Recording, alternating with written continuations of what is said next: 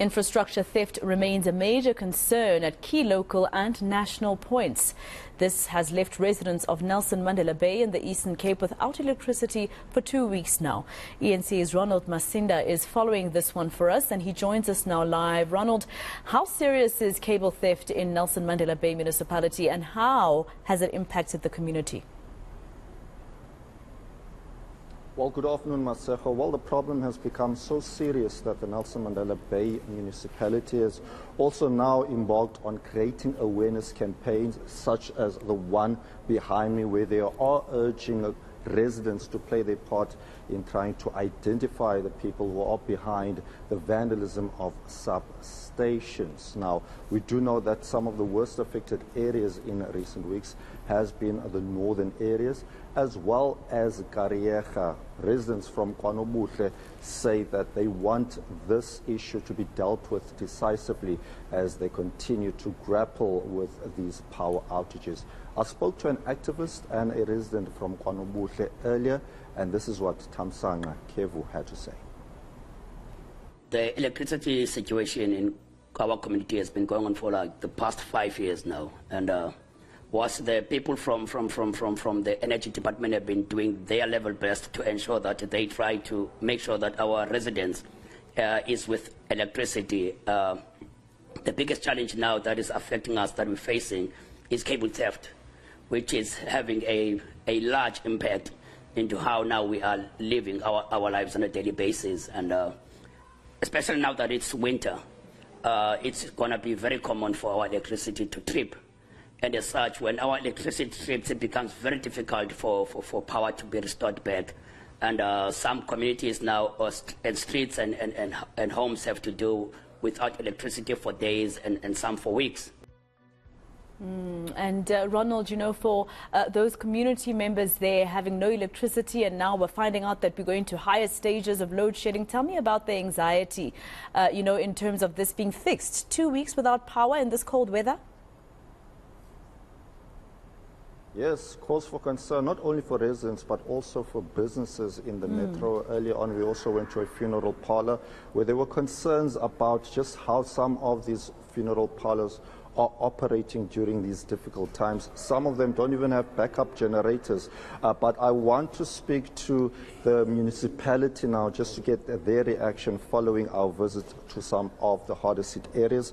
Tubanzi, thank you so much for your time. I mean, how bad is the situation here? Because each day almost we are getting notification that there are these power outages that are not expected.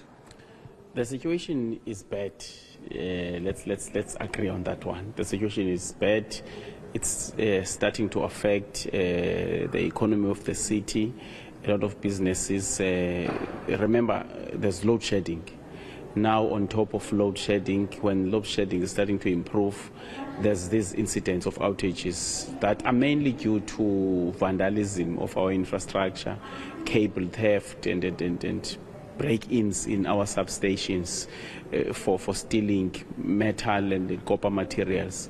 So the situation is bad, and it's costing the city quite a lot, and business sector is the most affected. Residents as well are affected, but it's starting to hit on the economy, because you must remember, more outages of businesses, it means short time on the workers and less salaries as well. It then begs the question, where are the security? There's an issue of security across the country, I must say, in all infrastructure of government. We have our own municipal security that secures our infrastructure, but due to the huge geographical area that we have, we cannot secure all in the budget that we have every financial year. You must remember, we also depend on ratepayers as well to cover the costs. And also another challenge that we are having is that these syndicates that work on this vandalism and stealing of infrastructure are becoming more sophisticated every day. When we think we've covered this area, they come with other tricks, and they seem very organized. They've got precision in the way they do things. But we've not just folded our arms as the city.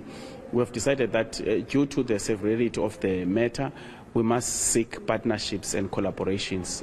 Business raised their hand, and as we speak now, we've got some partnerships with quite a lot of businesses. The businesses, most of the substations, big substations that are close to major industrial areas, are now covered in terms of 24-hour security.